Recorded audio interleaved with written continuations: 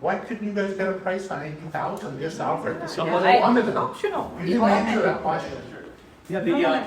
Yeah, so I was there for the discussions with the task force, and the board looked at it, and of course, member boards looked at it as well and cast their votes back in June. It really got down to this. I mean, as you know, if there's an optional program, what will tend to happen is those like yourself that have coverage won't go in the program. If you're doing well, you're healthy, or you're younger, you might not want the program, or if you want to take chances. So you couldn't lock in to a certain number of members to guarantee they're part of the program. What often happens, these optional programs, like some brokerages have, that over time, people leave the program, and those that are left have faced higher prices, and they're the ones that might have health challenges, mental health challenges, and will drop out. So what tends to happen in that kind of optional program is they tend to fail over time. So Korea, for example, did have an optional program, and they closed that program down because they found over time it just spiraled, disappeared. They locked in the small number that still have it, but otherwise they gave up on it. We actually do have an optional plan at OREA. It's done through one of our affinity partners. But any guesses what percentage people partake in it? So 3%, 2%. Well, what does that tell you?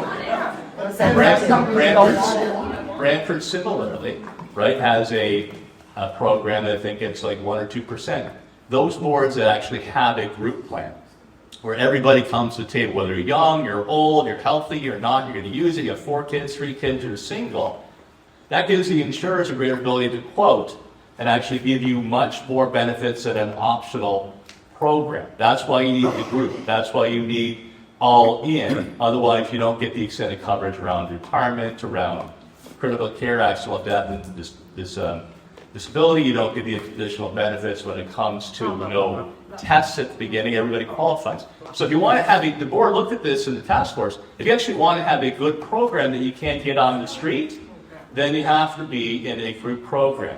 So if it was an optional program, they faded away. That's why the decision was made. It's either a program or not. And I get it. You've got good benefits, good you've saved up for that. There are a lot of realtors who have no benefits whatsoever. So it does help those. They might not want it either. Who don't have any kind of benefits by getting a program that they otherwise could receive. So that's why it was either all in or non-optional programs exist. They've got a small level of participation. And the ones that are all in the existing boards have been very successful and, quite frankly, very popular. Which ones? Okay, Mickey, you're up. Hello, my name is Mickey Ryan. I'm with REALTOR. OREA has promoted this as a wellness program for all of the realtors across Ontario, a safety net. There's thousands and thousands of realtors that don't agree with that. They don't see it as a safety net for themselves or a wellness program. My question for you and Tim is, does OREA plan to become self-insured at some point in time to take over this insurance benefit policy and reap the benefits of it, financial benefits? So that's a great question. So the task force looked at everything in the early phases.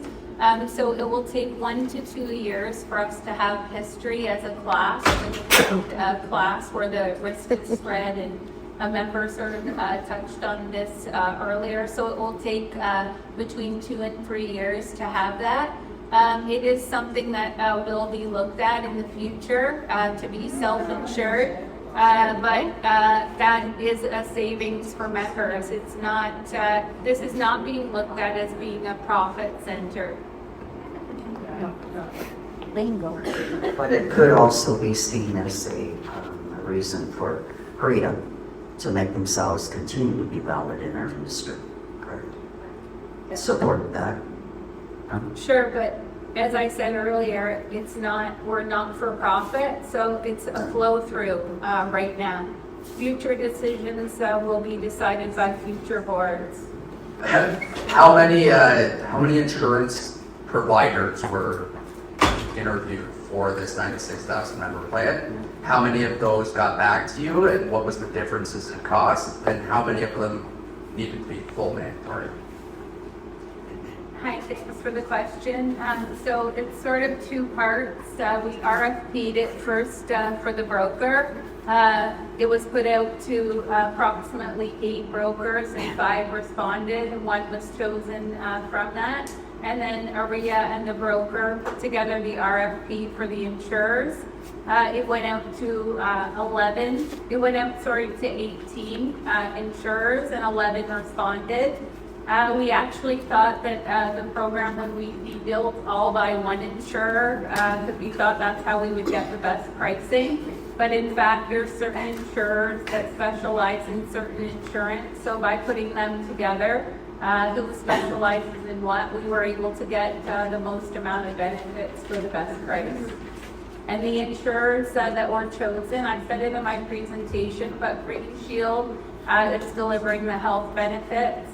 And then AIG is delivering the critical illness, and Canada Life is delivering the insurance, the life insurance, and Maple is delivering the mental health and virtual health benefits.